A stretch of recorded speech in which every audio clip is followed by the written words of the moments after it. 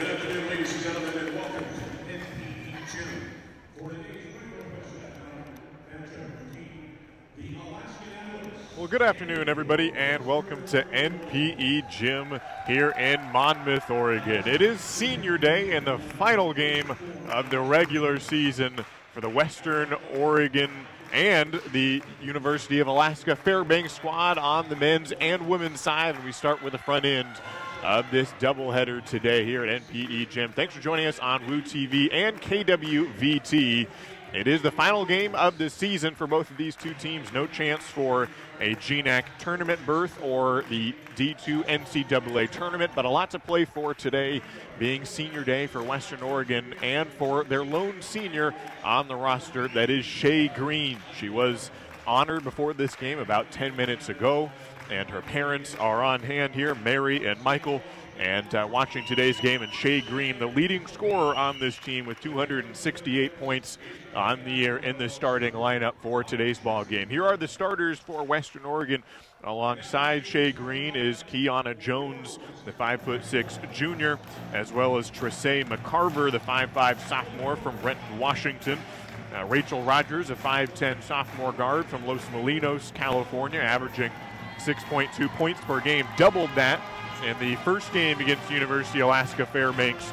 And finally, Meadow Aragon, averaging just over 4 points a game, a 5'11" freshman forward. For the Nanooks of Alaska, the starting five. They've had almost every game this season.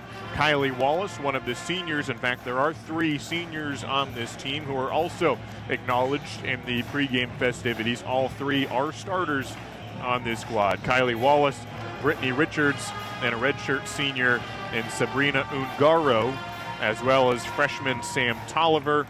And also in the starting lineup is a junior, and their leading scorer from El Paso, Texas, is a 5'9" junior, and Jocelyn Gondara, who in fact leads the conference with 18.6 points per game. Could be a high-scoring affair both on the men's and women's side. This UAF squad, both on the men's and women's side, boast the conference's leading scorer. Both Jocelyn Gondara and Shadid Shabazz are the leading scorers in their respective side in the Great Northwest Athletic Conference. Alaska coming in with an identical record as Western Oregon in conference. Both teams 2-17 in league play. Alaska 7-21 overall. Western Oregon 5-21 on the season, coming off a loss against number 5 Alaska Anchorage on Thursday night, 76-48. It was a slow start that doomed Western Oregon, getting down 10-0 to start that ball game. And so this first quarter will be critical for Western Oregon, wearing the white uniforms and heading towards the right side of your screen. And it is Sabrina Ungaro leading the point as Alaska Fairbanks holds the first possession of this ball game for Alaska, which averages 64.6 points per game, 8th in the conference, led by Gondara and Sam Tolliver. And it is Tolliver who lifts up that first three-pointer and left it short. Rachel Rogers, who has not started every game this season. In fact, Rogers, who gets her 17th start of the year this season, has it poked out from behind, and Western Oregon will maintain possession on the baseline, a team averaging just a tick under 58 points per contest this season. 10th in the conference as Shay Green, the lone senior on the squad. Overhead pass to Rachel Rogers, and the lefty layup is good. And after getting down 10-0 on Thursday night, Western Oregon this time wasting no time to get their first bucket of the contest, and they take the first lead of this game here in the first period. Thanks for joining us on NPE, simulcast both on Woo TV and KWVT. As that ball looked like it had gotten kicked out, but picked up by Gondara down to the baseline, and Fairbanks cannot get the shot over the rim from Brittany Richards, and the 5'11" senior from New Zealand misses. Fairbanks still scoreless. Western Oregon, however, getting 2 good looks near the rim in their first 2 possessions. That one was Tracey McCarver following up Rachel Rogers' layup, and Western Oregon getting good looks and up 4-0 early in this ball game. 2 teams trying to avoid finishing last place in the conference. They are tied at the moment for 10th place in the league, as the foul will go against Kiana Jones. So the winner of this game does snap a losing streak. Western Oregon on a bit of a losing streak to close out this season, but a chance to send Shay Green in her last game as a Wolf with a win on her final day. And Western Oregon starting off well, up 4-0, but Jocelyn Gondara has other ideas and has a chance to put the first points of this ball game on the board for Alaska Fairbanks. Gondar is an efficient shooter and a great scorer. Originally from El Paso, Texas, went to Lassen Community College in Susanville, California. She has 522 points this season. Make that 523 with that free throw. There's no other player, not just in the team, but in the conference, nearly within 100 of her. Gondara's second free throw is also good and cuts the lead in half. 4-2, Western Oregon having scored on its first two possessions, trying to keep that momentum going as McCarver walks across half court to Meadow Aragon. Gives it back to McCarver coming off the screen. They want to post up Shea Green. Shea with the nice body down low, moves the defender off the hip and makes space for the score. So three different Western Oregon players have gotten the ball in their first three possessions. Each of them have scored, and Western Oregon up 6-2. Fairbanks still looking for its first field goal of this ball game. Gondara wants to put that one on the board, but it rims out, and Shea Green nabs the defensive rebound. Just a couple of minutes into this contest, Shea Green lifts up a three-pointer, and the first field goal missed for Western Oregon is from long range. Goes to Sam Tolliver for UAF around a screen and gives it back to Brittany Rogers. Posting up against Shea Green, and that rarely is a good idea. Shea Green gets that block down low before Kylie Wallace could even go up high with it as she was starting her shooting motion. Capped that one, and Western Oregon with the loose ball recovery as well. Meadow Aragon wants to post up on the opposite end of the floor, and she draws the foul before the shot.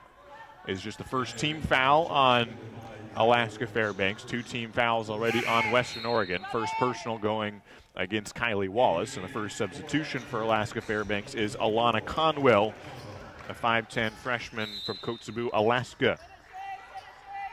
Went 4 for 5 on Thursday, did Conwell. One of the only efficient scorers in that loss to Concordia up in Portland. Rogers with the jab step one way, dribbled it off the foot of Gondara. A jump ball is called. This one a little more natural of a jump ball than the one towards the end of the game on Thursday against Alaska Anchorage for the men's team, although the Western Oregon men did win that game despite the controversial jump ball call. This time, Western Oregon with the possession arrow goes out of bounds and apparently last touched by UAF, or excuse me, by Western Oregon, giving the ball to UAF. And the Nanooks get the ball back. Wearing the blue jerseys today, coming down 2,300 miles from the Patty Center and Alaska Airlines Court, as Tolliver playing like she's at Alaska Airlines Court. A nice drive, but can't finish off the bucket, and Kiana Jones comes away with it. Western Oregon baseball also playing today early in the season as we close down February. Happy Leap Day to you all from Monmouth as Trissay McCarver surveys the defense, finds space from beyond the arc, and cans the triple. So Western Oregon going 1 for 2 from distance early in this ball game and taking a 9-2 lead, having lost in overtime the first time around up in Alaska to this Nanook squad. 81-76 was the final score, and an offensive foul on UAF on the screen. It'll be Brittany Richards picking up the illegal screen call, and Western Oregon gets it back already up by 7. Western Oregon, however, was leading in the first game as well against UAF. It was a late push by the Nanooks that evened up the game with 4.5 minutes to play. A 16-2 run by UAF in that game. That was back in December 5th, so a decade ago it seems, as Shea Green has it poked away. Kiana Jones was sent tumbling to the floor, and after all that will reset on the baseline as Western Oregon maintains possession. Jocelyn Gondara had 27 points and 6 rebounds in that first game against Western Oregon, and the Nanooks win in overtime. Alaska trailed by 14 in that ball game as Callie McClave will come into this game for the first time to replace Kiana Jones to inbound it. Some of her family on hand, including her younger sister, a senior at Crescent Valley High School, Anna McClave, one of the best players in the state of Oregon from the 5A classification, and Crescent Valley vying for postseason berth as well, as Rachel Rogers tries to take contact and nearly still made the layup anyway. No foul call, however. She tries to chase down Gondara, and the foot race is won by Jocelyn Gondara. And finally, Alaska has its first field goal of this ball game nearly halfway through the opening quarter. Western Oregon still holding a 2-possession lead as McClave moves off the screen, thought about that three-pointer. Gondara closed out on her, and then the long-distance shot taken by McCarver is a little bit short for Tressé, who's averaging over 8 points a game. It cannot up that total a little bit, but Western Oregon still up by 5. Ungara with the ball as we hit the halfway mark of the opening period. They post up against Aragon, and Meadow Aragon gets another block, but it goes out of bounds and stays with UAF. Great defensive play nonetheless by Meadow Aragon, who picks up her 20th block of the season. 9-4 is the score with Western Oregon on top. We'll be back after this with 4:56 on the timer. You're watching Western Oregon women's basketball on Woo TV and KWVT.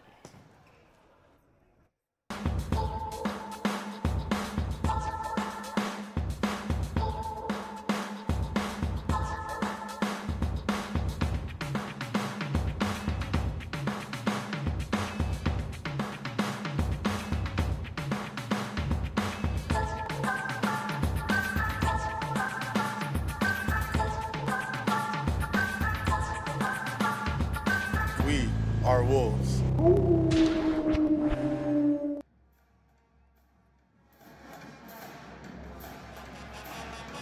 Just over the halfway mark here in the opening quarter. 9-4 Western Oregon on top in the final game of the season. 5 points early for Tressé McCarver. A couple field goals chipped in as well by Rachel Rogers and Shea Green. The lone senior on this squad, having played 50 games at Occidental College. That's down in Los Angeles.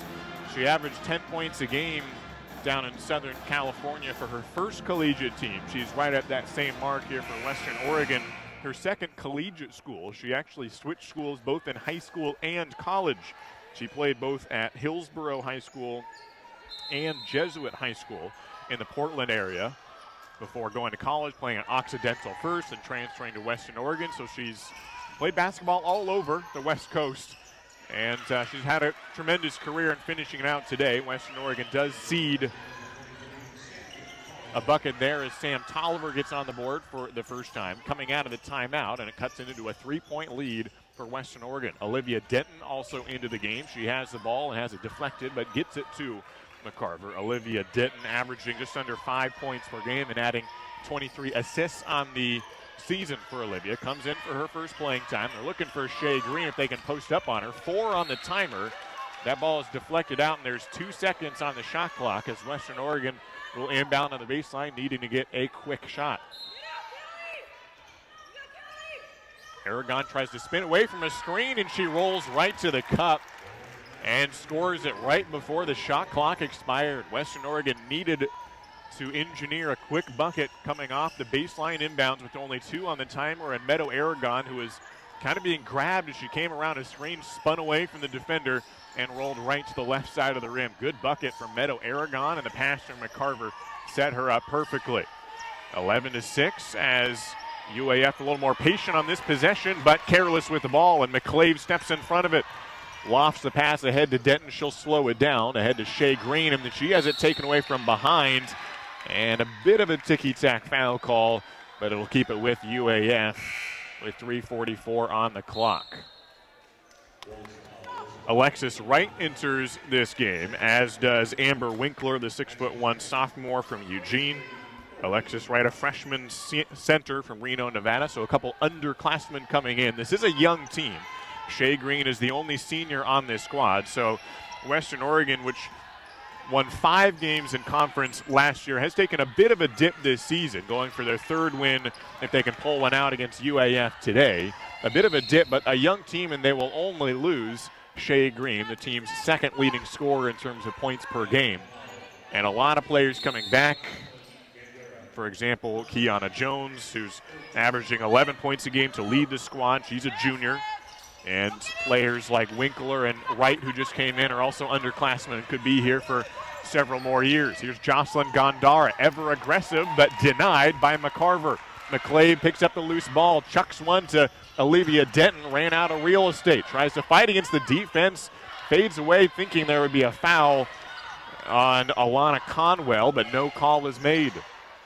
Holly Howard Carpenter wanted a foul in her 6th year as head coach for Western Oregon. Doesn't get the call, but Gondara does count the bucket, and Gondara will head to the line for a potential 3-point play.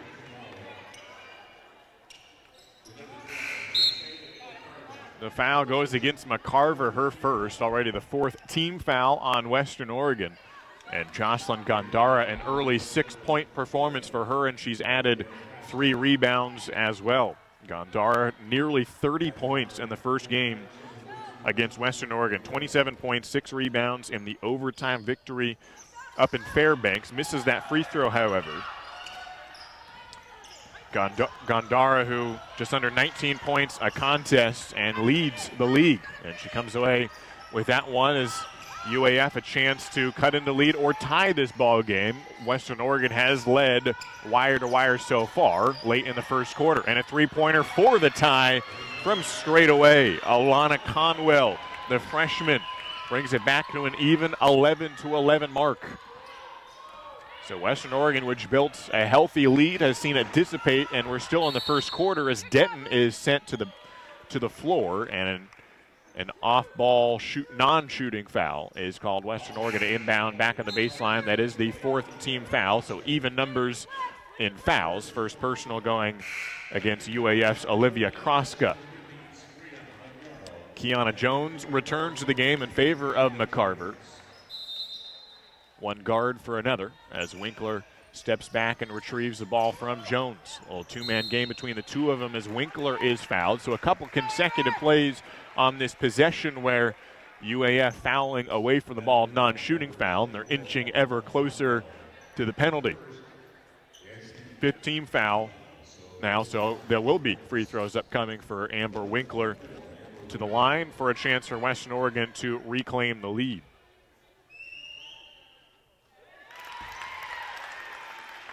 Winkler gets her 15th free throw of the season, just over 60% on the year, averaging 4 points a game.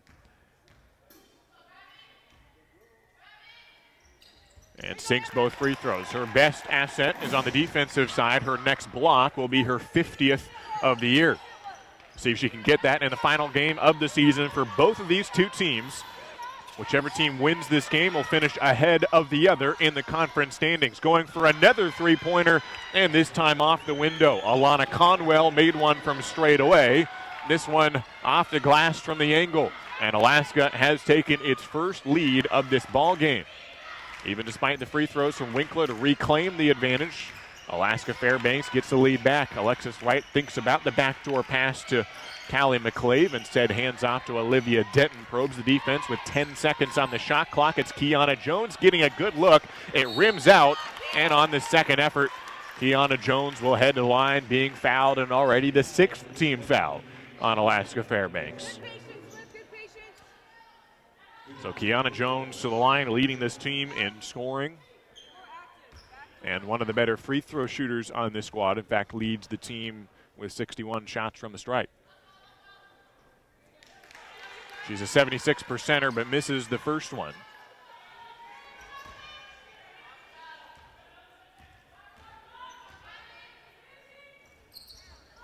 Second one also reams out, but Winkler flies in for the offensive rebound and buys an extra possession for Western Oregon. On the offensive rebound, the shot clock resets just to 20 seconds. Denton, a little shimmy shake, goes right, tries to get around Gondara. Can't fully get around her, does draw the foul. Gondara recovered to get a hand on the ball, but a little too much contact on Jocelyn Gondara.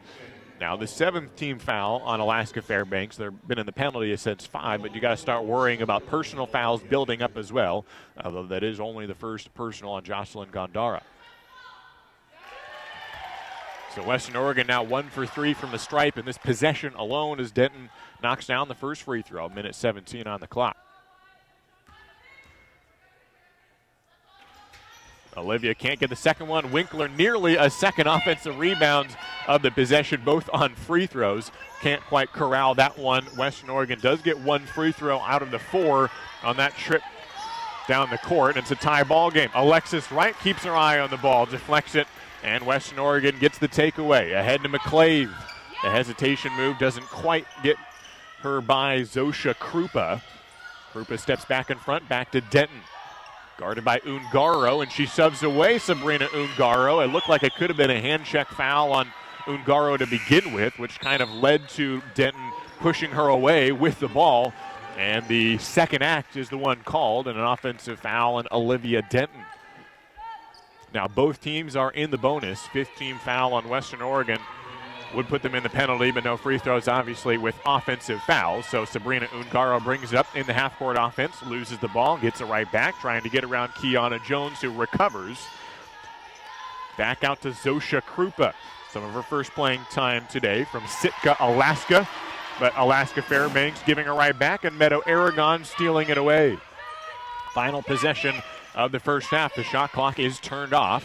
Kiana Jones will wait it out on the Western Oregon logo. Around Aragon, will speed it up with 14 still on the clock. To Denton, takes a shot with 11 on the game clock. And why not shoot it even with that amount of time left if you could knock down the 3. And Western Oregon reclaims the lead. 2 seconds to go. Ungaro checks the timer from 30 feet.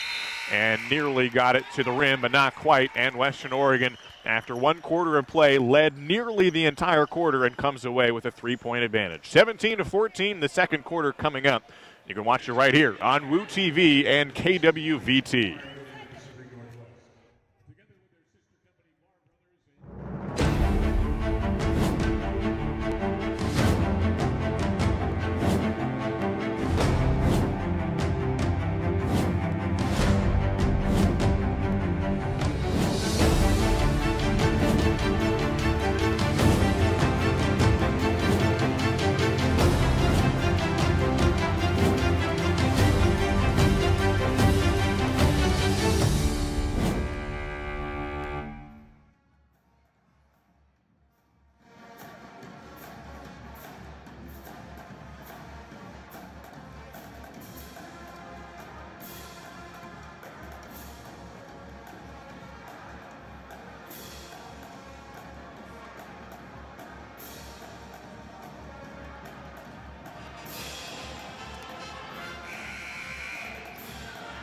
Olivia Denton with a nice 3-pointer towards the closing moments of that first period, making the difference for Western Oregon with a 3-point advantage over Alaska Fairbanks. After 1 quarter of play, Trissay McCarver leading Western Oregon with 5 points on the ball game, 2 of 4 from the field, 3 rebounds for Kiana Jones and 2 assists for Kiana.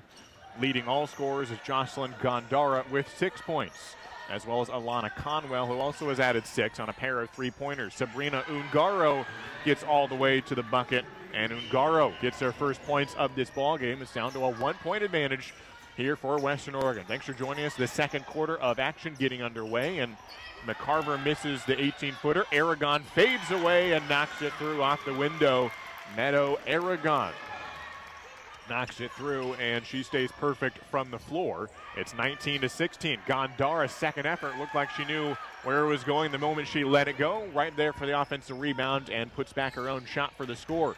Some quick offense on both sides to start this second period as Meadow Aragon, the pump fake and rule to travel from the top of the key.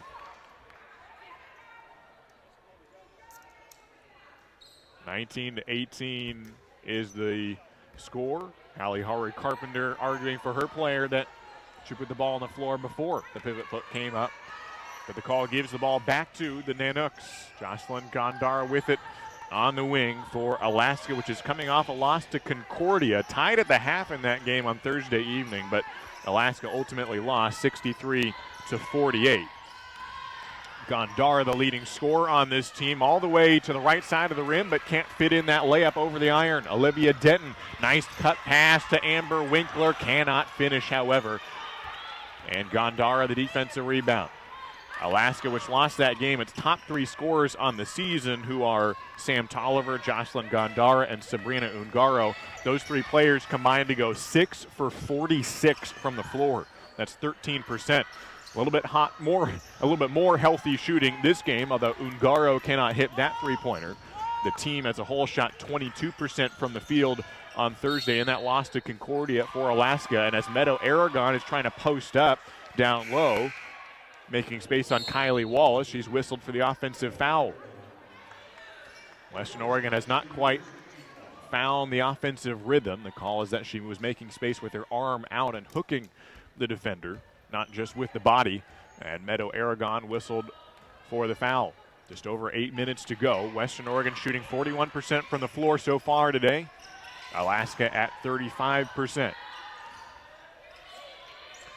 Kylie Wallace, a starter, coming back into this game. Hands off to Ungaro and gets it back.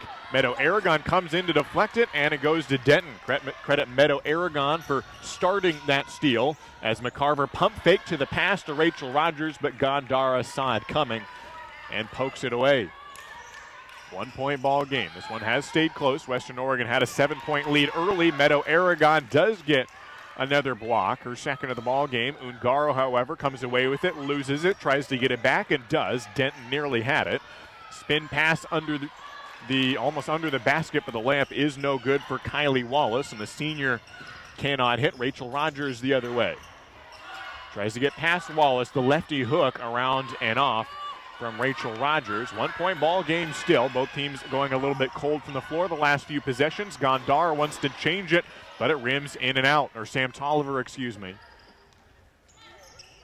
Tolliver 1 for 4 from the floor. Had a chance to give the lead right back to the Nanooks. Western Oregon back with it. Kiana Jones surveying, 15 on the shot clock. Rachel Rogers coming through the screen to McCarver for 3. Top of the key. No problems for Trissay McCarver. Up to 8 points on the ball game, leading the team from the field. 4-point lead for Western Oregon. Ungaro around the pick to Tolliver, goes right back, and yet again, Meadow Aragon has been really active in the passing lanes. Goes to McCarver for the bucket. 2 straight field goals for Trissay, and credit Meadow Aragon for stepping in front and deflecting some passes at the top of the key, or at top of the paint. 4 minutes into the second quarter, and Western Oregon opening up a slightly larger advantage, up by 6. They led by 3 at the end of the first quarter. That pass deflected from Gondar and ripped away by Rachel Rogers. So Western Oregon getting a lot of takeaways. Kiana Jones tries to give to McCarver, rips it away from the defender, and Trissay McCarver, a streak of her own, 3 straight buckets on 3 possessions in a row, and a timeout taken by Carrie Nakamoto and University of Alaska Fairbanks. It is a full timeout. We'll step aside with 5:42 on the clock, an 8-point lead for Western Oregon. You're watching Wolves basketball on Woo TV and KWVT.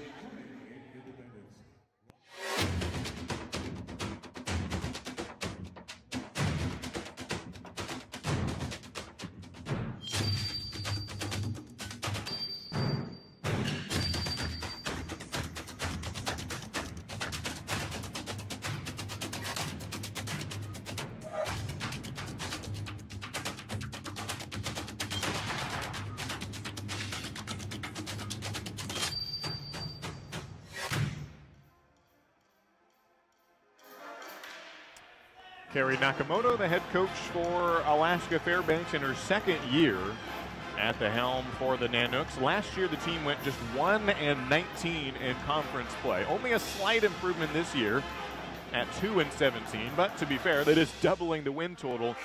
And it seems the future is pretty bright for this squad from Alaska Fairbanks. Kind of her just getting the program started and first year of getting her own recruits into the program.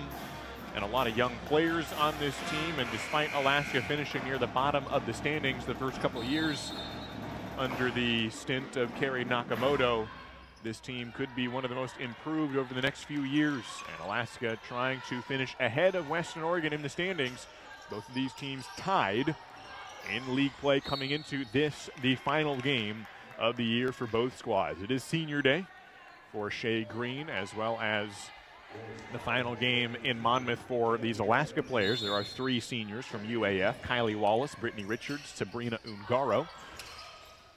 Jocelyn Gondara has the ball for UAF, gives it back to Tolliver, and then up top to Alana Conwell. Conwell spins and lost her footing. She had a couple of three-pointers early, and on her first journey towards the rim, loses positioning of her foot. Good to see that she's all right and didn't twist her ankle or anything, and she heads back on defense with Western Oregon opening up an 8-point advantage over UAF and getting a stop after the timeout as well. Nearly halfway through the second quarter, it's Shea Green, top of the key, and the senior fires one to a freshman in Meadow Aragon. Over to Rachel Rogers, Knights behind the back dribble, back to Aragon, 10 seconds on the timer to Kiana Jones. Fakes right, goes left, nice little pump fake and gets it off the back of the rim. Kiana Jones with a little Rajon Rondo show and go move, turn over the shoulder and hit it, and Western Oregon has its largest lead of this ball game, 28-18. Jocelyn Gondara trying to slim the lead back to single digits, and she does. Jocelyn Gondara up to double digits herself here in the first half. She has 7 rebounds as well. Gondara 4 of 10 from the field. Kiana Jones with it just inside the three-point line. Steps into a 16-footer. No, McCarver gets blocked on the putback. Good effort from McCarver to keep the possession going, but called for the foul. Tresea McCarver, who had 3 straight buckets on 3 possessions before that timeout, including a three-pointer. She's up to 12 points on the ball game. It was 5 of 8 shooting, now 5 of 9 after that miss, but she does get her first rebound as well, but picks up her second personal foul. Third team foul on Western Oregon. UAF yet to be called for a foul here in the second quarter, and we're nearly 6 minutes in. Gondara puts it on the deck and tries to get around McCarver. They kind of ice her towards the corner. They pass around to Conwell. Cannot hit her third three-pointer of this ball game, and the rebound secured by Amber Winkler. Gets her second board of this contest, and Kiana Jones sets up the offense. To Shea Green, fakes the handoff, and they leave her all alone. Shea Green turned around and saw the Red Seas part with their parents on hand watching from the 5th row, Mary and Michael Green. And on senior day, her final game of collegiate basketball, scores another one. That rebound, a little bit of a push, and it is called on Conwell. Made a little space, probably could have gotten the offensive rebound even without the push, but Conwell called for her second. And Western Oregon gets it back, maintaining this 10-point lead. Tresea McCarver has been the difference maker, 12 points for her. Shea Green as well with a couple of buckets, 4 points for her. Out to Rachel Rogers, sinks the three-pointer. Her second field goal of this ball game from straight away. All net for Rachel Rogers. The native of Los Molinos, California, as Gondar tries to make a pass, and Rogers comes away with it. So moments after hitting a three-pointer, she may pick up an assist as well. It leads to a foul on with Kiana Jones going to the line for 2. Rachel Rogers, who had 12 points the first time around against UAF.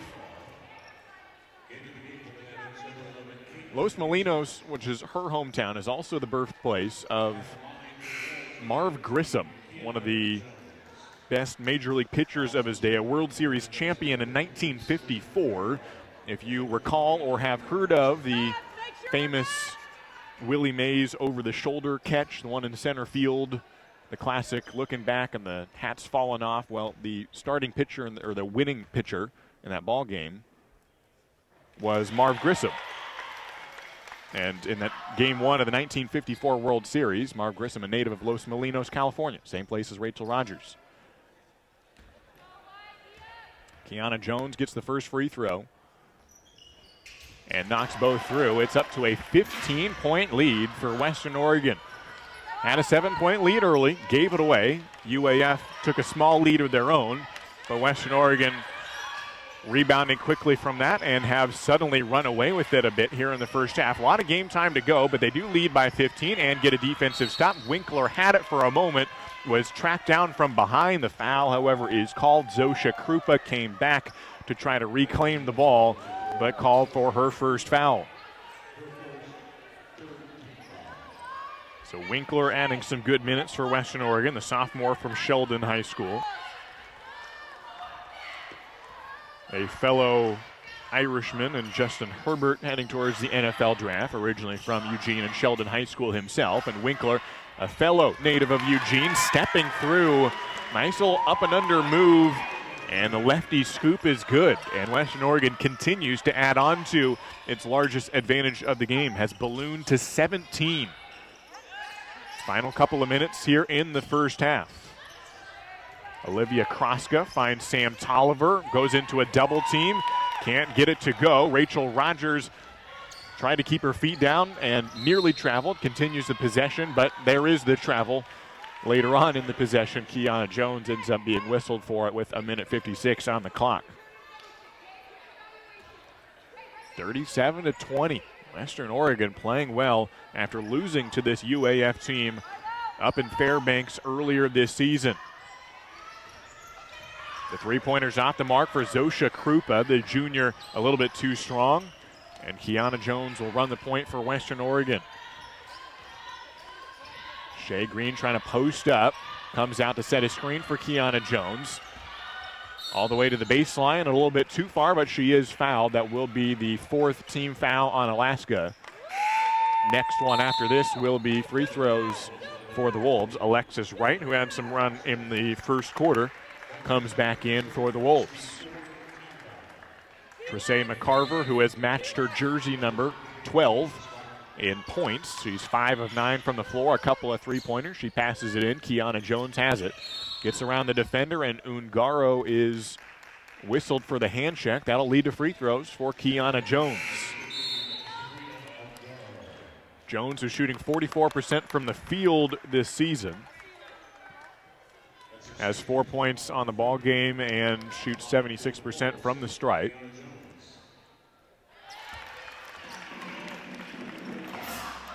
Gets her 22nd start of the season, had 20 points against Alaska back in December. Both free throws as well. She's been efficient from the stripe from the native of Bothell, Washington, and Johnny Hecker territory, as Western Oregon inching closer to a 20-point advantage. Krupa rips it through against McClave and fires it to Sam Tolliver. Splits the defenders. The 13-foot runner and gets her to run into Alexis Wright, and the foul called on Alexis will bring Sam Tolliver to the stripe for 2 free throws. Sam Tolliver, originally from Seattle. She doesn't lead this team in minutes, or in scoring. She's second in that category, but she does lead not only the team but the conference in minutes per game. 35 minutes per game. College basketball, 40 minutes of contest, so she spends nearly the entire game on the floor.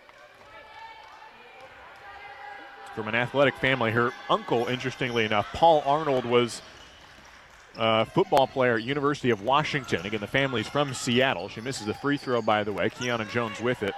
As a freshman, set the school record at University of Washington with a 100-yard kick return touchdown. He also plays well, this family does, against teams from Oregon. He was the Pac-10 Player of the Week when Washington beat Oregon State. The only loss for the Beavers the entire season back in 2000, their Fiesta Bowl year. And Paul Arnold was a big reason why Oregon State did not go undefeated that season. And now his niece, playing for University of Alaska Fairbanks, playing against a different team from Oregon. That's Western Oregon. But it is Alexis Wright turning over towards the baseline and hitting the shot off the glass, and it's a 20-point lead for the Wolves, 41-21 in the first half. And Callie McClave pokes it away. McClave taking it herself, and elects to slow it down. Good choice. Fires a pass that may have been meant for Alexis Wright. It finds Kiana Jones, but the whistle will give the ball right back to UAF with 30.4 on the clock.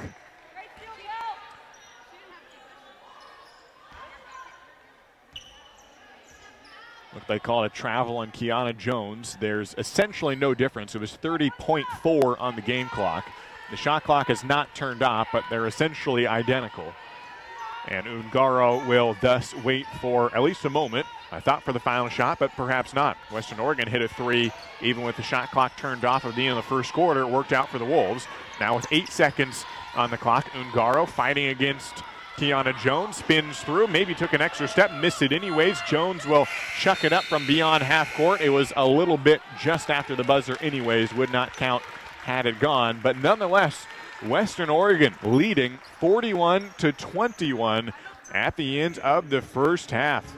We'll step aside and come back for second half action, excuse me, on what has been one of the most impressive halves of basketball for Western Oregon this entire season. A 20-point lead for the Wolves. We'll be back after this for Western Oregon basketball on WU TV and KWVT.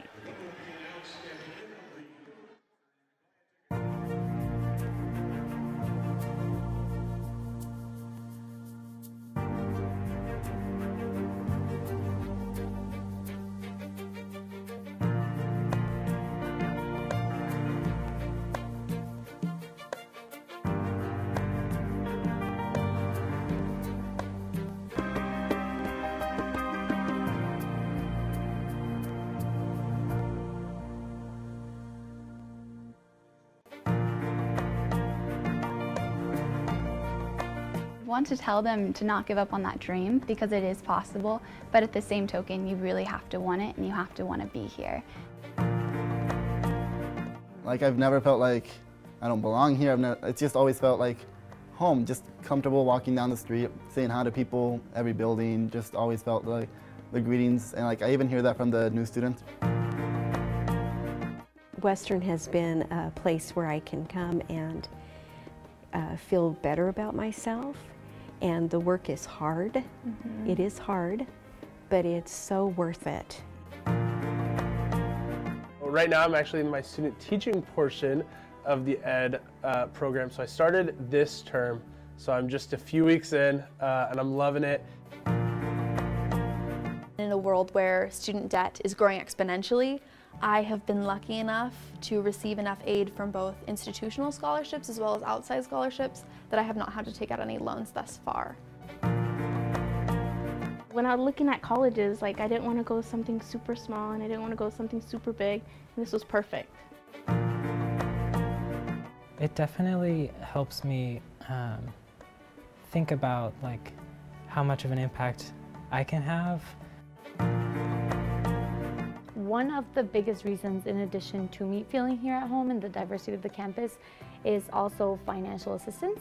So I come from a low-income family household, and I am a first-generation student. I know that they're giving to something that's so big and they don't really necessarily know where their contribution is going, but it's going to people like me, and it changes our lives, like having the opportunity to go to school. At this point, I'm going to be graduating college with almost zero debt. I'm really excited to have the opportunity to not live with that weight on me for so much time after school is over. Almost 3 years have gone by already, and I just keep learning and I keep growing and I keep having experiences that if I wasn't here, if I wasn't at Western, I definitely wouldn't be the person I am today. Yes, my family and my friends have had confidence in me, but to know someone that I don't even know has faith in me and wants to help see me, help me to be able to succeed and finish and reach that end, that end goal, means so much. And it actually, I was not expecting it. We are involved in the community, not just in Western's community, but in Monmouth Independence or further reaching communities. That this is helping future WU students, hopefully, or just future students in general, understand that college is something that's achievable because of people like them. It is because of their willingness to be so gracious and so supportive, and to be so faithful in people they haven't met, that I am able to be here and be confident that I will be able to get through school. I just give my gratitude, like a thank you, because that's all I can really give them is like that thank you, and show them my determination that their donation is not going to be for granted. It just means a lot to me to know that someone's listening and to know that they value the students who just have all these dreams and they want to see change. Yeah. And knowing that like it's possible is just really encouraging. I think my favorite part is getting to know myself in ways I didn't think I could, and growing in so many areas that I didn't think were even possible. And having the opportunity has been my favorite part so far, and it's making me want more of it.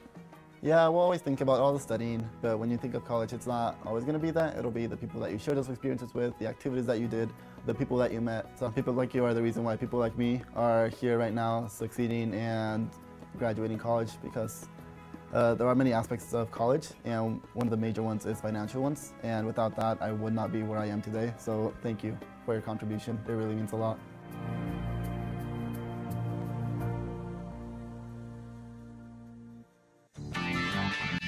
Hey Wolves Athletic alumni, it's time to get those competitive juices flowing. The Wolves Athletics Alumni Giving Challenge is on. Join us in this friendly competition between all 13 varsity sports teams. Between now and June 30th, we're rallying alumni to support the Wolves Athletics Alumni Giving Challenge. The team with the highest alumni participation will win $1,000 or more to their program. And the team with the highest dollar amount raised by alumni could win another $1,000 or more for their sport. Giving is easy. Go to woo.edu/give, select Woo Athletics, and give back to your team. Alumni participation goes a long way toward helping student athletes follow in your footsteps. Go Wolves!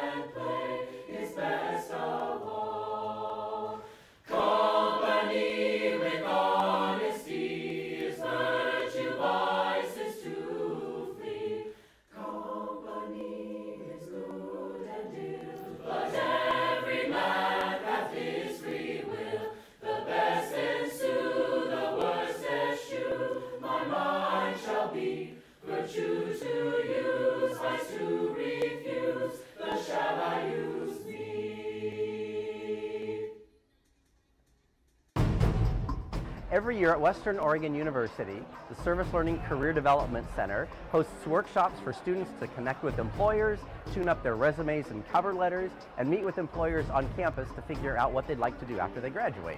Today we're in the Pacific Room at Western Oregon University for the Not-for-Profit Government Agency Career Fair.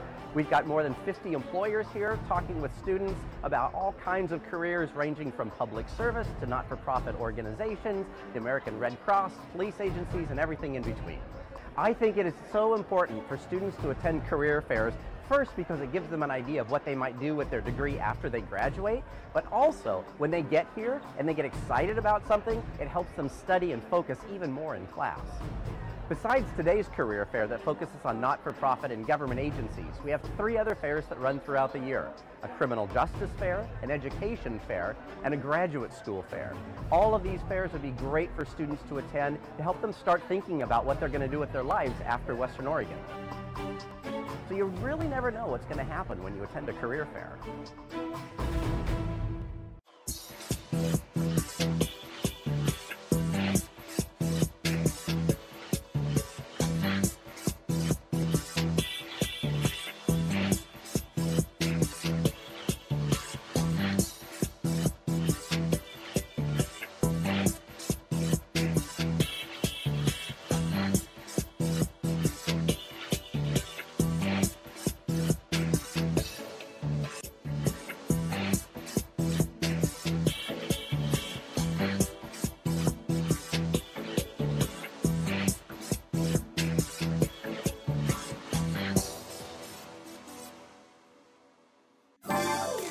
everybody. So, a couple things about tonight. You're going to obviously work with James on the cop song and a couple other things. 1, 2, don't be like that, don't be like that, don't be like that, don't be like that, don't be like that. Our winter musical this year is You're in Town by Greg Cotis and Mark Holman. It's a musical satire about a society in which all the water's dried up and you have to pay to pee. A hard, cold, tumble of a journey to You're in Town. The music is great. It is surprisingly fun and silly, and it's also a musical that references lots of other musicals. One of the challenges of putting on a musical is, of course, you have to have actors who can sing, dance, and act, triple threats, and it takes a long time. This is our longest rehearsal period of the year. So I encourage you to come out and see You're in Town this term. It is choreographed by Daryl Thomas from the dance department, and music director is James Redden from music. It's a good time with lots of great music, good dance, and a great funny story. You're in Town. There we go.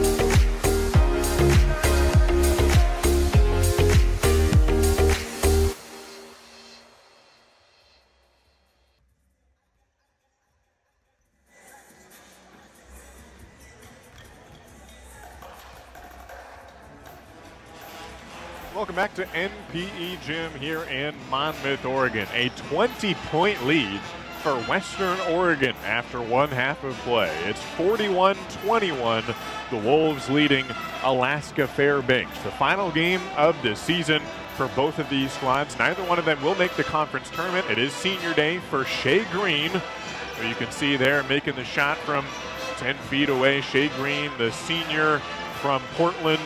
A nice move there, return, saw the defense just completely leave her alone, and she has scored a couple of times. Shea Green with 4 points in the quarter, or 4 points in the first half. Rachel Rogers hit a three-pointer.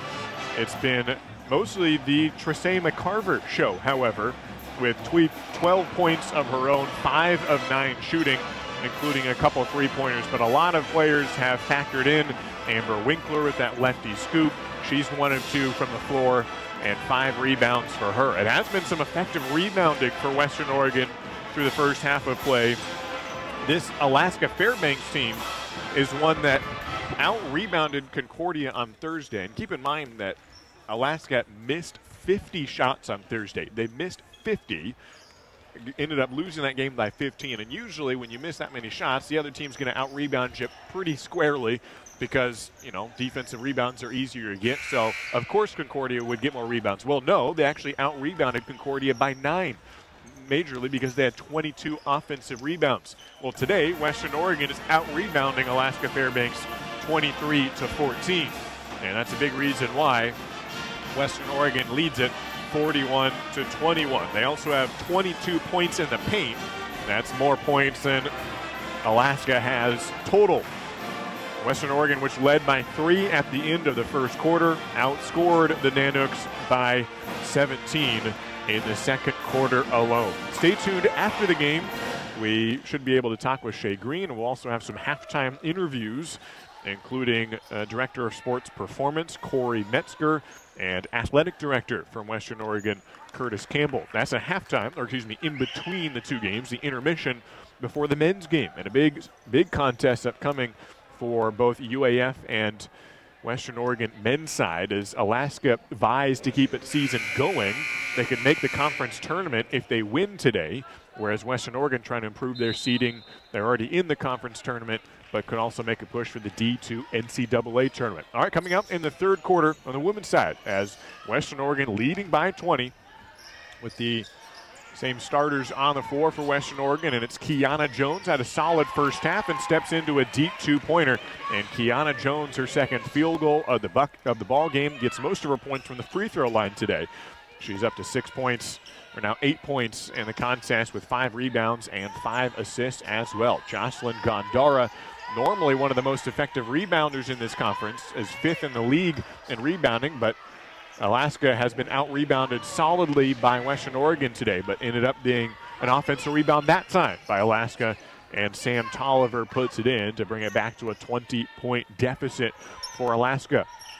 Both teams tied in the league standings at 2-17 on the season as Aragon cuts off the ball and has it intercepted before it reaches her hands along the baseline, and Gondar comes away with it for Alaska. Jocelyn Gondar trying to get around Rachel Rogers, finds Tolliver. Those are the two leading scorers, top 2 scorers for Alaska. Now their offensive rebound, they've gotten 2 O boards in the first 2 possessions. This time cannot get the second chance points, and some players being sent to the floor on the rebound attempt. There was a whistle, and then it looks like it'll be a foul on Western Oregon. No, excuse me, Sabrina Ungaro from Alaska is called for the foul, and Western Oregon gets it back. These two teams split last year, each team winning at home. Western Oregon 79-50, and Alaska 68-65. Shay Green for the elbow jumper, no good. McCarver amongst the trees, rises for a potential offensive rebound, but cannot secure it. Gondar comes away with it. Seems perhaps being set up for a similar output this season in this rivalry between the Nanooks and the Wolves as Gondara against the good defense. Shay Green stood her ground and didn't have her arms come down for a potential foul. She stays high and gets the block, and a foul away from the ball on Alaska. Aragon was posting up and draws the foul. Just under 2 minutes into this third quarter. Western Oregon beat Alaska by 29 last season at home, but lost the other one on the road up in Fairbanks by 3. In this season, they lost in overtime the first time up north, but this time, right now, it's a blowout and getting ever larger. Shay Green, the senior, with a 3 from topside with her family looking on. Her siblings, Kiana and Michael Jr., on hand, as well as her parents, Michael and Mary, watching her final collegiate basketball game as Ungaro drives to the hoop and is nearly blocked by Aragon, but a foul is called on Meadow. And Sabrina Ungaro to the stripe. Had 5 steals against Western Oregon last year, a career high for her. Also had 13 points and 7 assists in their one win over Western Oregon a season ago. That 3-point win, and she was part of the difference, was Sabrina.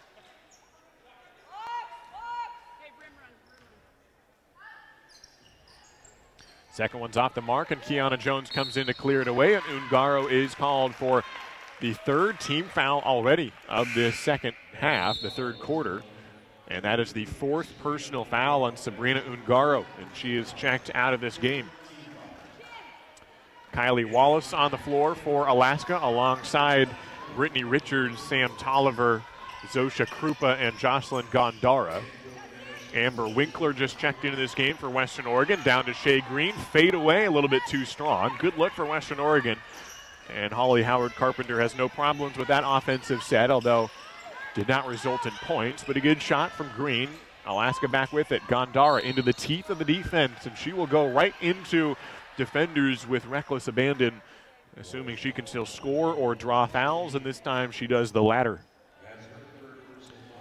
Jocelyn Gondara, the leading scorer in the conference, was held to just 9 points on Thursday on 3 for 19 shooting against Concordia.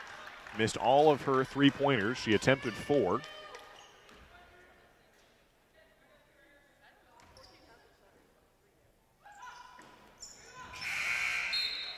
Gets that free throw. Her three-point attempt earlier this quarter was her 100th attempt of the season, but she did not make that one earlier, and right around 18 points a game for Jocelyn Gondar, the criminal justice major from El Paso, Texas. Kiana Jones to the rim. Cannot finish. Krupa the defensive board. Sam Tolliver away with it. Rachel Rogers trying to fight around a screen. Nearly didn't see it coming. A foul. Tolliver scores it with the bonus. Sam Tolliver, the 5'8" freshman from Seattle, has been efficient mostly this season, although she struggled against Concordia on Thursday.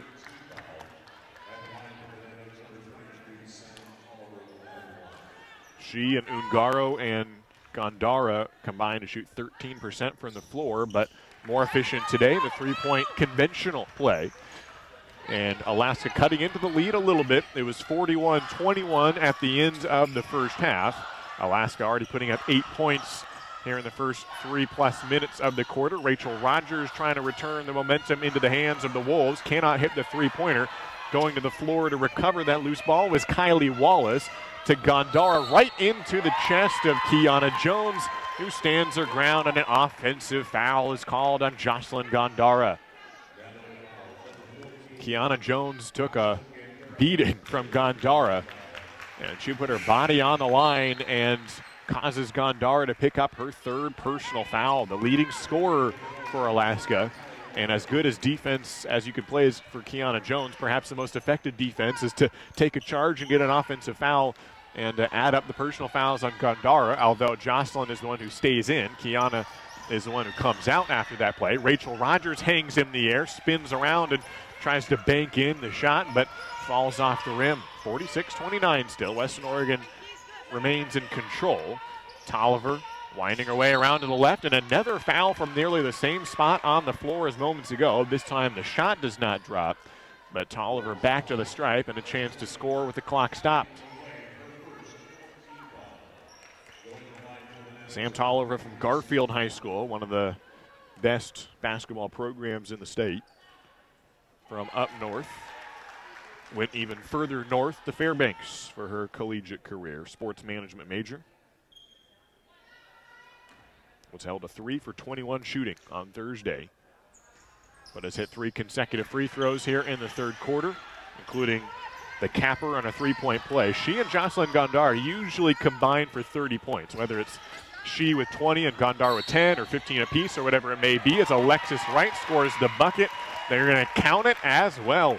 Alexis Wright sealed off the defender, put in the basket as well, and she heads to the line for one.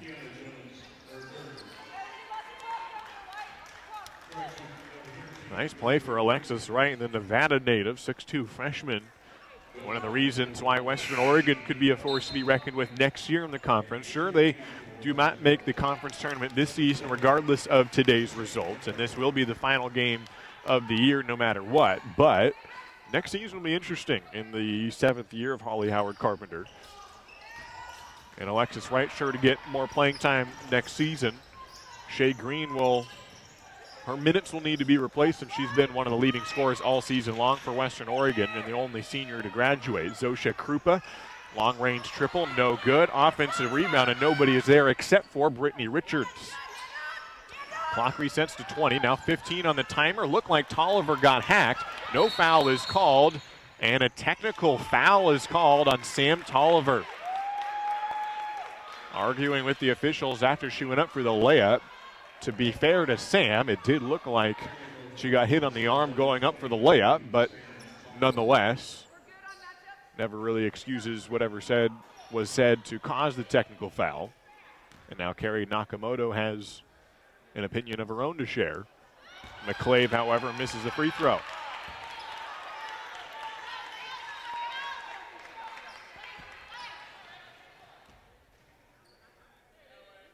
McClave gets the second to drop. It's back to a 17-point lead for Western Oregon. Western Oregon maintains possession after the technical foul. Sam Tolliver stays in. She has 2 personals. Trisay McCarver, hesitation move, then sealed away by Brittany Richards, but no problem for Western Oregon. Alexis Wright is up to 4 points, now 6 points on the ball game, 3 for 4 shooting from the field, back to a 20-point lead. Both teams have scored 10 in the quarter. Spin move, and Amber Winkler is up to the task against Kylie Wallace, the 5'7" senior for Alaska, having problems with the 6'1" defense of Amber Winkler, who leads this conference in blocks, came in with 49 and got her 50th earlier. Sam Tolliver from the corner, fading away, and nonetheless knocks down the triple from the coffin corner. Sam Tolliver puts it through. She's into double digits now in the ball game. Halfway through the third quarter, Alexis Wright, why not go to the hot hand? She's up to 8 points in the ball game, 4 of 5 shooting, closing out her freshman campaign with one of her best performances of the year already, and we still got plenty of time to go in the third quarter.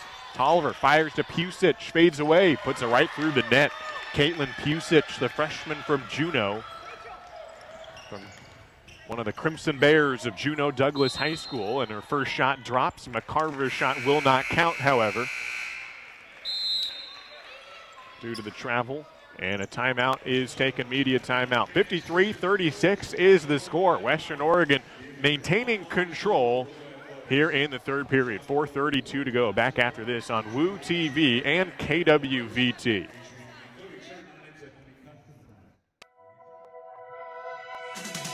Did you know that Western Oregon Athletics is on demand?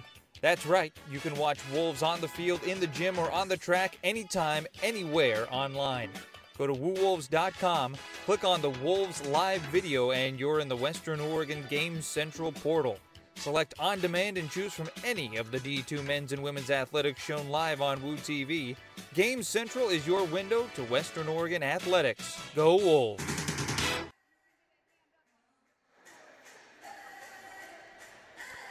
Holly Howard Carpenter, 6th year in the program as head coach for Western Oregon, has seen one of her freshmen come alive today.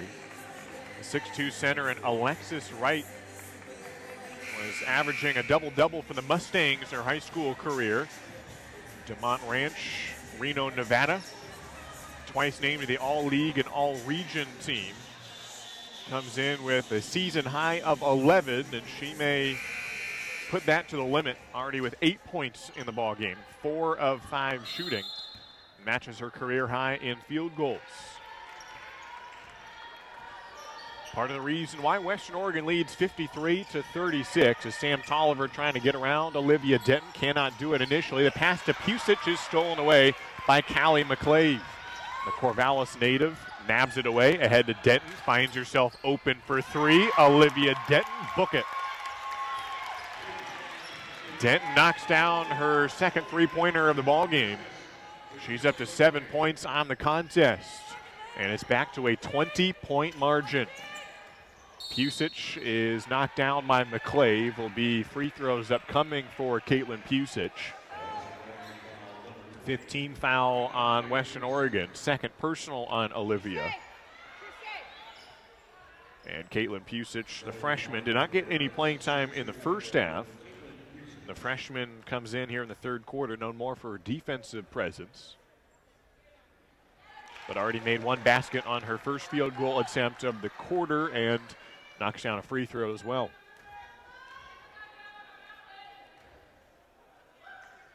The 6-footer puts in a pair, and Western Oregon's lead slimmed down to 18. A couple of subs coming in, Samantha Sackerman as well as Alana Conwell come in for Alaska. Tresay McCarver running the point, leading Western Oregon with 12 points. Now leading all scorers is Sam Tolliver with 13 of her own. Have not seen Jocelyn Gondara on the floor for a couple of minutes. She has 12 points for Alaska. Alexis Wright tries to set her career high in field goals made, however bounces off that one. And a travel will be called on Alana Conwell. Kiana Jones and Rachel Rogers to return, replacing Alexis Wright and Tresay McCarver. With 3:36 on the clock here in the third period. Western Oregon trying to win and snap a 13-game losing streak here on senior day with Shea Green, the lone senior for the Wolves. Kiana Jones surveys the defense and waits until there's an open space, finds it. The recovery and the block. Tolliver nearly poked it back in off of Kiana Jones. It was already out of bounds. And Jones to inbound with 20 on the timer. To Winkler, looks at the rim, doesn't take the shot. McClade was cutting off the ball behind Winkler. Instead, Amber Winkler almost goes for the reverse, kind of ran out of room and tried to find an open teammate, but nobody was there. It was a good look, just didn't find herself in shooting position, and Alaska reclaims possession. It's hung around a 20-point lead this entire quarter. Western Oregon led 41-21 at the half. Western Oregon scoring 15 points in this quarter, and Alaska having scored 17. A foul on the shot, and Pusic will go back to the line another time. She's been active in her only playing time this game. Some run here in the third quarter. Already the 16th foul on Western Oregon this quarter alone. And still 2 minutes and 56 seconds before we reset that to go to the fourth period. Pusic is still perfect from the line. Knocks down her third from the stripe. Make that 4 in a row for Caitlin Pusic. And it's a 16-point ball game. Kiana Jones to walk it across half court against Sam Tolliver. And the man-to-man defense for Alaska. Denton waiting a screen from Rogers, goes the other way, holds it like a running back before going up for the layup, and she is swatted. A 5-on-4 opportunity for Alaska if they want to take it to Conwell. Denton got back on defense, and Alaska unable to capitalize. Conwell now steps into a three. Hit a couple of those in the first quarter. Cannot get that one. Rachel Rogers looking ahead, finds Kiana Jones running to the rim. The lefty layup calmly drops through. And Kiana Jones up ahead of everybody. She gets to double figures in this ball game. 3 of 7 shooting, 10 points for her, 6 rebounds, and 5 assists. Sam Tolliver, the runner, takes a little contact, no foul. McClade the rebounds. They have numbers. Rogers and Denton leading the break to Denton. Fakes the shot, goes back up with it, can't finish. Rogers the offensive rebounds.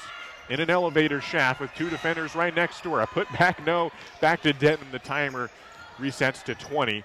And Western Oregon, why not reset the offense? Winkler, top side, no. Rogers took a hit to the face. And the foul will go against Alaska. Samantha Sackerman was boxing out on Rachel Rogers, and her elbow kind of came up a little bit high. She was kind of wrapping Rachel Rogers, kind of hooking her with the arm, and you got to box out with the body and not use your arms, especially up near the neck and face. And Rachel Rogers was hit and will result in free throws. Well, unless they call it an offensive foul, it looked like it was more on the box out.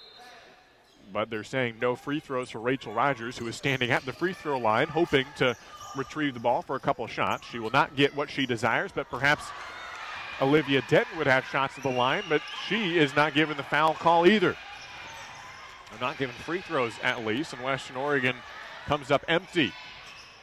Denton fighting through the screen to Pusic, trying to stay hot, this time from the three-point line, and Denton is now bear hugged from behind and sent to the deck by Olivia Kroska. Kroska is whistled for the foul, and this one has to result in free throws. Rachel Rogers and Denton have been manhandled the last couple of possessions here. It's still confusing why that last foul did not result in Rogers' free throws. When you're in the bonus, all fouls result in free throws except for offensive fouls, but loose ball fouls or box outs are eligible for free throws, but they did not give Rachel Rogers shots from the stripe, and Western Oregon did not score in the possession, but here is Denton at the line. Olivia puts it through, and Western Oregon a chance to put the lead back at 20 if she can knock down a pair.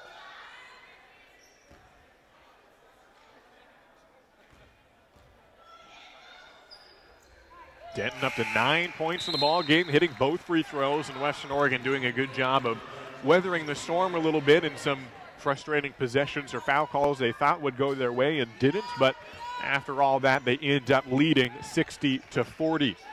Meadow Aragon onto the floor alongside McClave, Jones, Rogers, and Winkler. Sam Tolliver with a defender in her face and draws the foul on Rachel Rogers. A dangerous shot from well beyond the three-point line. And you're either going to get swatted or fouled in that scenario, and Sam Tolliver bailed out with the latter of those two. 8th in the conference in scoring at 14 points a contest. And 3rd in the league with 62 three-pointers. Not all of them are contested 25-footers like that, but when she takes them, sometimes she gets benefited and goes to the line for 3.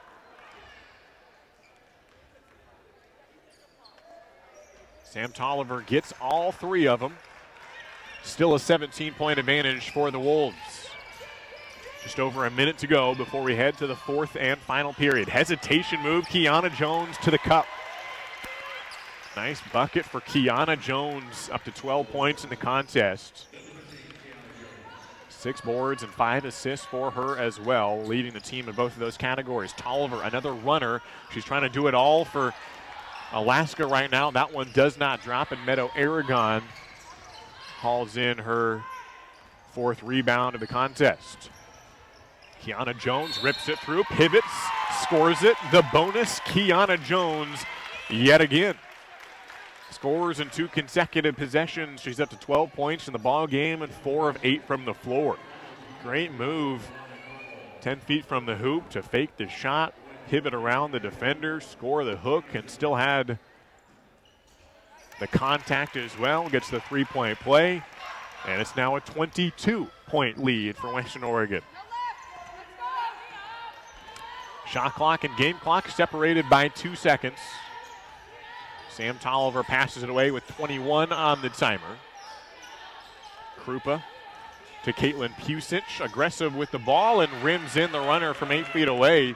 Caitlin Pusic, who has only played in the 3rd quarter, and she has 8 points in the quarter alone. 7 seconds to go. Kiana Jones, nice backdoor cut to Aragon. Open 3, Rachel Rogers. Back iron, no.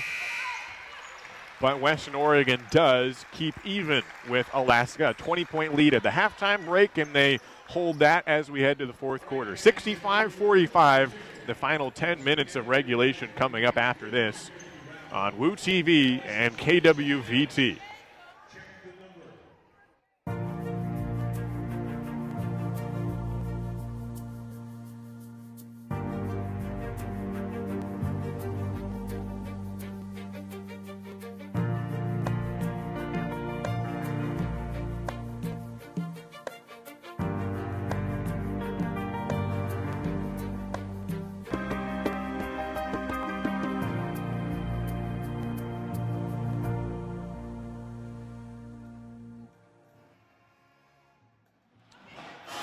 Well, in the first half, it was all Tracey McCarver for Western Oregon. She had 12 points in the first half for the Wolves, but the 3rd quarter was all Kiana Jones. And she adds a couple of nice buckets to get up to 15 points to lead Western Oregon, including a little up and under with the contact, draws the foul on Conwell, scores it. She hit the free throw to follow as well. And Kiana Jones has been the do-it-all player today for Western Oregon. It's a 20-point lead for the Wolves as we head towards the 4th period. Western Oregon going for its 6th win of the season, trying to gain revenge after an overtime loss to Alaska earlier this season. Losing 81-76 back in December, gave up a big lead in the 4th quarter, and trying to avoid a similar performance here today. The lead is larger this time than it was back then. They led by 14 in the second half of that game. This time they've been up by as much as 22 in this ball game. Right now it's 20. Sam Tolliver and Jocelyn Gondara are both on the floor. Gondara spent a lot of time on the bench there in the 3rd quarter. A foul is called on Western Oregon on Rachel Rogers on that play. There are 4 fouls on Sabrina Ungaro. Gondara only had 3 fouls, and yet she spent a lot of time on the bench. She comes back in to start the 4th quarter, and they need every bit of scoring they can get for her and Ungaro. And it is Sabrina Ungaro passing out to Richards, rims out the 3-pointer, and McCarver secures the defensive rebound. Did not score in the 3rd quarter, but she's still one of the leading scorers in this game is Tristay McCarver. Shea Green, nice post-entry pass to Aragon. A little pivot and shot is no good, and a foul against Western Oregon on the rebound attempt will go against Meadow Aragon. Will be her 4th personal foul. Amber Winkler will likely come back in for her at the next dead ball, and indeed she will. Sabrina Ungaro walks it up for Alaska. Below its normal offensive output at 65 points per game.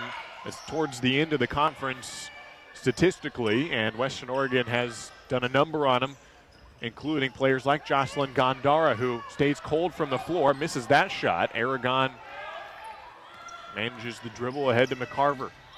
In a crowd, picks up the dribble out to Rachel Rogers, pump fake, and why not take it from there? No, McCarver uses all of her length to grab that rebound and go back up for 2. Tristay McCarver, who's all of 5'5", and she does not care. Gets the offensive rebound and heads to the line. 12 points and 2 assists for Tristay McCarver, originally from Kent Ridge High School. Broke the single season assist record at Kent Ridge her sophomore year, and her junior year, and her senior year. Broke her own record a couple of times, and she also leads Western Oregon in assists with 67 coming into the game.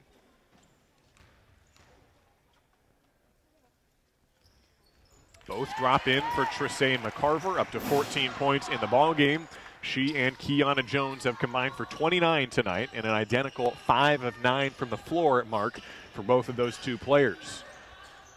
Jocelyn Gondara unable to make space against McCarver. Has to get rid of it to Tolliver, not to Ungaro. Those are the top 3 leading scorers on this team, but none of them have been able to break out against Western Oregon. Tolliver has done the best of the 3, and she will head to the stripe if she is given a foul and 2 free throws, and she will be given the benefit of a shooting foul. Sam Tolliver does lead this team with 16 points tonight, but only 4 of 13 from the floor. Most of her points, in fact, or a healthy portion of them, have come from the charity stripe. She's 7 of 8. Now 7 of 9 from the free throw line is Sam Tolliver. The Seattle native and a freshman has 1 more upcoming and does split the pair. Back to a 21-point game, and Western Oregon, even despite giving up a make, goes fast in transition, and McClave clapped for the ball, saw it coming, scores with the foul. Callie McClave just leaked out after the free throw, and Alaska did not get back after making the shot. And even off a made free throw, Western Oregon going in transition and getting 3 points out of the possession. Callie McClave, the 5'9" freshman, first-team All-State as a junior in high school, and first-team All-League both years as an upperclassman with the Raiders of Crescent Valley High School, and now a Wolf of Western Oregon as Western Oregon gets the defensive stop to Amber Winkler, puts it on the deck, gives it away. Alaska back with it. Ungaro, Euro step, and cannot get the layup to go. And McCarver, the defensive board. They'll slow it down a little bit with 7.5 to play in the season. Final game for both of these 2 teams here in Monmouth. The winner will finish ahead of the other one in the standings. The loser drops to the bottom team in the league, and Callie McClave 2 straight and ones. Just in the last minute of play, Callie McClave has scored with the and one twice, and a chance for 6 straight points for Callie. It was perfect from the field and does drop in the bonus free throw both times. She adds 3 rebounds as well for the Corvallis native, just 30 minutes away here in the Mid-Willamette Valley in the Beaver State. As Western Oregon up 73-46. Sam Tolliver goes around Gondara, keeps it herself, trying to get by McClave, can't do it. Pusic will check in, and the next dead ball is Kylie Wallace, one of the starters for the Nanooks. Still unable to penetrate, down to 4 seconds on the shot clock. Gondara with 1. Ungaro does not see the timer, and that hook shot is after the buzzer. Shot clock violation. And Western Oregon plays a full and competitive and solid 30 seconds of defense on that trip down the floor and gets the stop yet again. Alaska would have to score 20 points down the home stretch of this game just to get back to their normal scoring output at 65 a game. Shea Green using as much body as she can to post up down low. A foul is called defensively on Alaska's Brittany Richards. Shea Green was working hard in the post and is benefited with a call. That is the 4th team foul on Alaska. Next one will be free throws. We still got 6.5 to play. Shea Green wants to post up again once the ball goes to the corner. There it is. She gets double teamed immediately. Good choice to dribble it away from the defense to McClave. What an assist from Shea Green and a nice bucket from Callie McClave. Great vision from Shea Green. She saw the double team to dribble away from it and then pass it right where she vacated from, because that's where the defense was unable to catch up to Callie McClave, who cut off the ball and scored it as well. Great offensive output. McClave lost her footing, nearly had the steal after the ball went through Pusic's hands.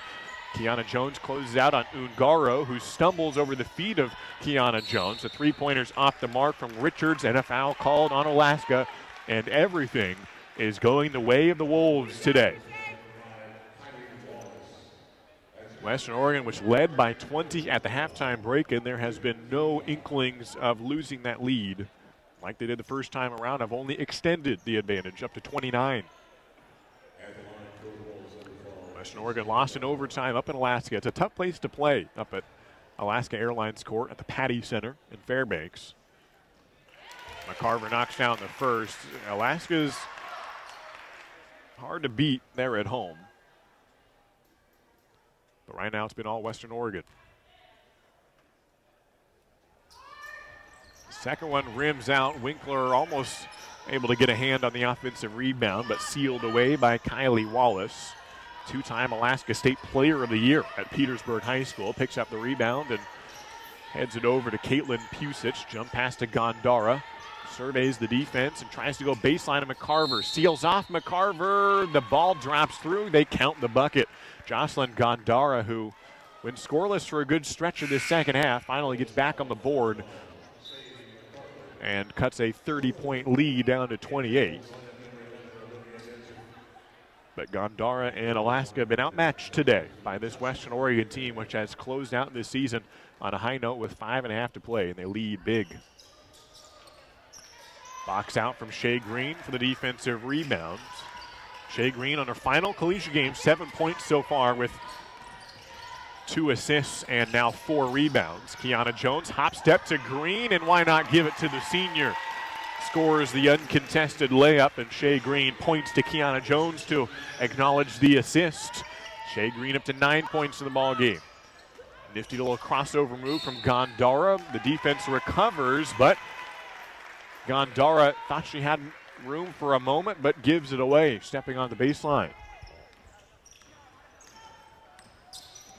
Halfway mark of the fourth quarter approaching. It's Kiana Jones around a screen from Shea Green, up top to Winkler and then back to Shea. Swings it down to Jones. 15 on the shot clock, and Shea Green again rolls to the hoop and finds herself wide open.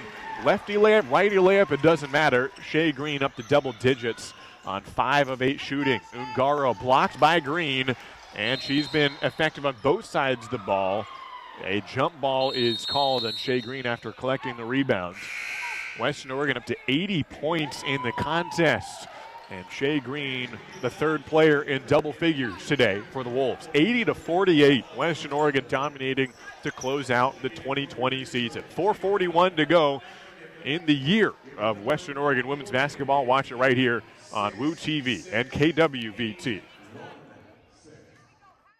I've always had a struggle. It's made me strong, made me who I am. I am a student athlete. It's one thing to say you're an athlete. It's another to push yourself, to improve. I am a student athlete. I always do more.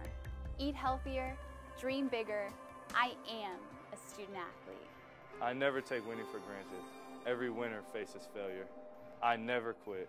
I am a student athlete.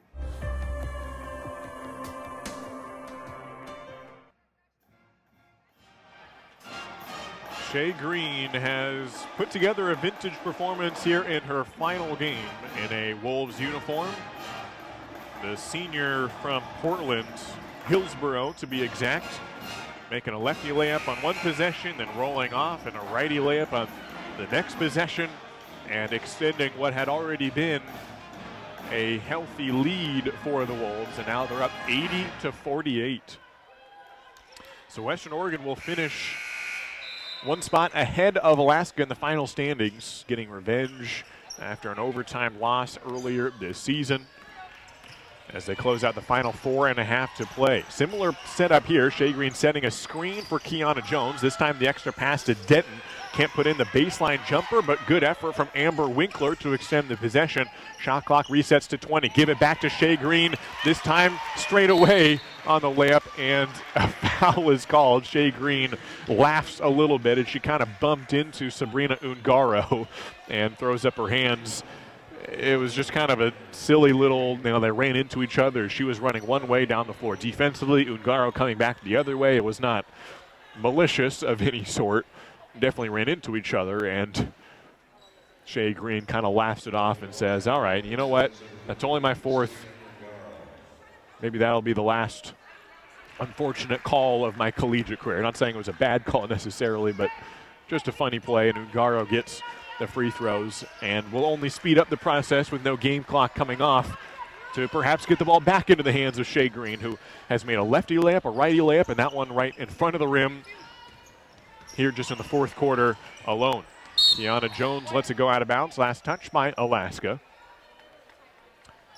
Up to a 32-point advantage for the Wolves here at NPE Gym. McClave nearly had it ripped away by Pusic, holds on to it, give it back to Shea Green, fade away, lefty layup, yes sir. So she goes lefty layup, righty layup, center of the floor, then back to a lefty layup. She's basically doing the Mikan drill right now on Alaska Fairbanks here in the fourth quarter. This is all in this quarter alone. Shea Green now with 15 points on 7 of 10 shooting, 5 rebounds as well. Western Oregon is out-rebounding Alaska 43-31. To Denton, catches and looks at the rim, doesn't take it. Down to Shea Green. They're just going to keep on giving it to her, and for good measure, drawing the foul, and there will be free throws upcoming for Shea Green. Was at 7 points coming into this quarter, and she has scored more in the fourth quarter than she did the first 3 combined. Up to 8 points in the period, and it's only going to get higher from there as long as she can make one of these free throws. Shea Green, who is going to go for a master's degree in computer science. Will finish up her undergraduate degree shortly and wants to start a career in software engineering, playing her final game.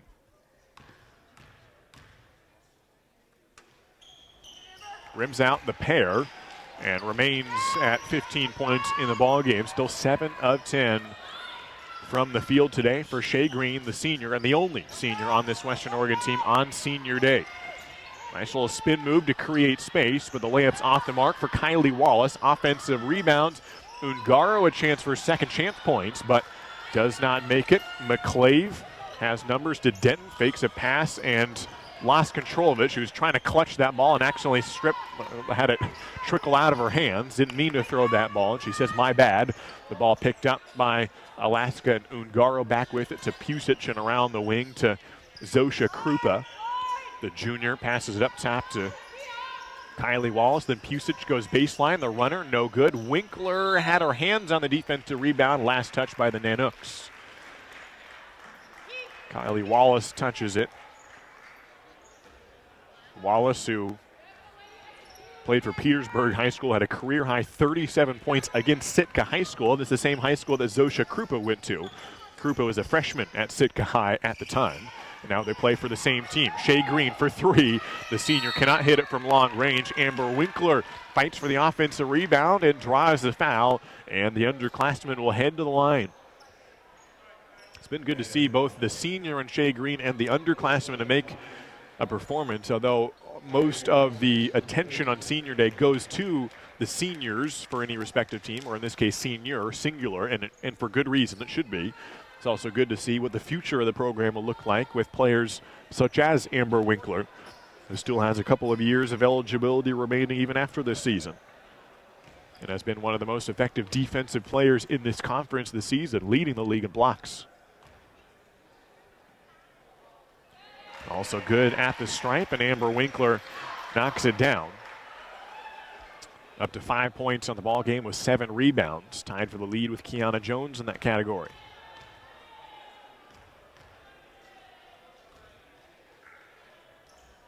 Winkler gets both to drop, even with the free throws that Western Oregon has made, which do not count as points in the paint. Western Oregon has been absolutely dominant near the bucket. They lead the points in the paint category 48-14. And times where Alaska tries to pass the ball around the rim, like right there, it's been tough to find space either through dribble drives or post-entry passes, off-ball cuts, or anything. That one being deflected out of bounds, albeit staying with the Nanooks. Off-ball cut to Kylie Wallace. Winds it against Winkler, goes into the teeth of the defense. Winkler gets another block, and she's over 50 for the season, and likely will hold on to the conference leading number there. Shea Green thinks about the three-pointer. You can take that one if you want to. You deserve it on senior day. Oh, she's a good teammate and doesn't take it. She'll get it back. Fade away from the key. Shea Green is now 8 for 12 from the floor and is up to double digits in this quarter alone. Olivia Denton commits the foul. It'll be more free throws for Alaska with 1:49 to go in the ball game and the season. But Shea Green with 17 points in her final collegiate game. 5 rebounds, 2 assists, a three-pointer as well. Western Oregon has not taken a lot of three-pointers, but the ones they've taken, they've made. 50% from beyond the arc, 6 of 12, while holding Alaska to just 3 of 17 from distance. Offensive putback or rebound from Ungaro. The pass and give and go, but misses it off the glass and the iron. And Denton with the board. Been a good game for Tresay McCarver, doing most of her work in the first half when the game was still close. And adding to her output here in the fourth quarter, drawing the foul, and will head to the strike. Tresay McCarver, the 5'5" sophomore, led the team last year in three-point percentage at 33 on the season. Dipped a little bit this year. She's under 30%, but she's got a couple of years to turn that around. I mean, she was only a freshman last year, leading the team in that category. And McCarver has had a solid game this afternoon against Alaska. However, missing that free throw, but she's still at 15 points in the ball game. She led the team in scoring through the first half. Then Kiana Jones took over that number, and now it's Shea Green. McCarver knocks down the second one. She is 2 of 3 from distance today. So although she has struggled a bit from three-point range this season, putting a healthy number on the board in that category today, and she gets the steal as well. Unfortunately, she does. Either she stepped on the baseline or perhaps they're calling her for a carry. Either way, gives the ball back to Alaska. Minute 24 on the clock.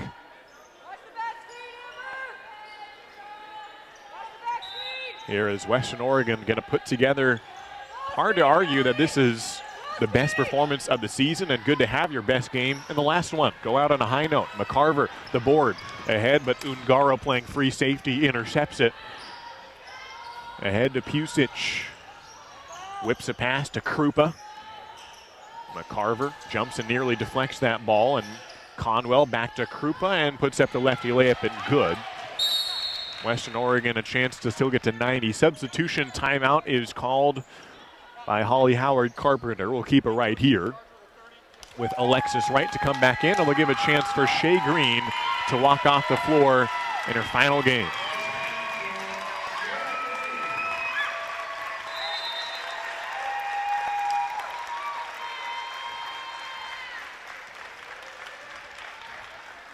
Nice moment for Holly Howard Carpenter to give an opportunity for Shea Green to check out in front of everybody, and the chance in the limelight just for a little bit. She was the only senior honored before the game, walked down on the center of the floor with her family, and hope to have a chance to talk with her after this game here on Woo TV and KWVT as well, as Alexis Wright continuing to play hard. She's had a good game as well. Of course, all the attention will go to Shea Green after this one, and for good reason, but I like to see what Alexis Wright has done today as well. And the freshman up to 8 points in the ball game, just shy of her season high and, of course, career high for the first-year player for the Wolves. Comes in on the help side defense, forces the pass to Pusic, too strong in the three-pointer. McCarver digs it out on what will be the final possession of the 2019-2020 season for Western Oregon. So the Wolves will come away with an 89-52 victory. 17 points for Shea Green, 16 for Tresay McCarver, 15 for Kiana Jones, and the Wolves win it by 37, avenging an overtime loss to Alaska earlier this season. We'll try to chat with Shea Green in just a moment, with Western Oregon winning 89-52 on Senior Day.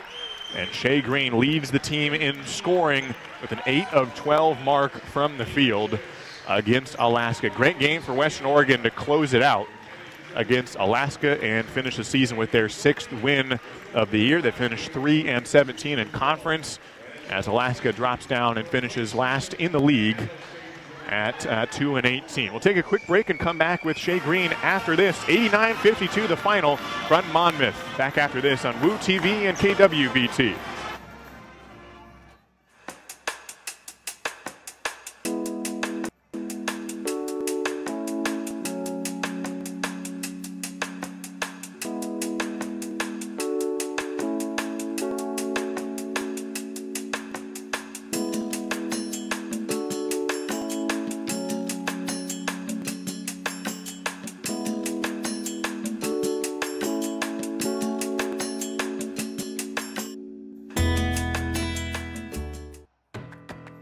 Did you know Western Oregon University offers one of the best tuition discounts in the Western Undergraduate Exchange?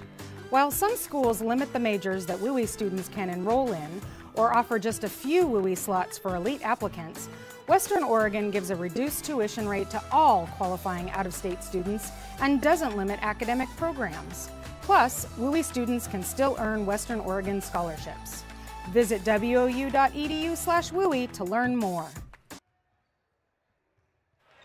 Welcome back here on Woo TV and KWVT, and a chance to talk with Shea Green.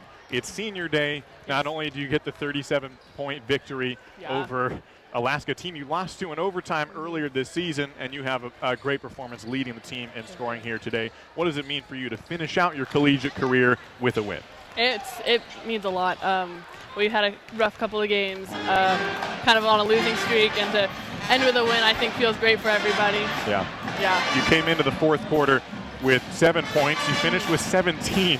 What changed there in the fourth quarter for you to go off a little bit? Did your coaches say, hey, look, it's our last quarter, let's get the ball, or did it just happen organically? I think it happened pretty organically. I think we started moving the ball a lot better and seeing the open people, seeing the mismatches, and I think things just flowed naturally, and it worked. 17 points for you on 8 of 12 scoring from the field. As you kind of look back on your collegiate career and how you've developed as a player, I know this is your last game, but where you started at Occidental down in LA, what do you think has been the biggest change for you as an athlete for you over your 4 years as a collegiate basketball player? I think transferring was probably the biggest change. I went from a D3 school to a D2 school, and the leap was big, and you know, just to see the intensity kind of increase, and that's been big. But I couldn't think of a better group of people to do it with. You know.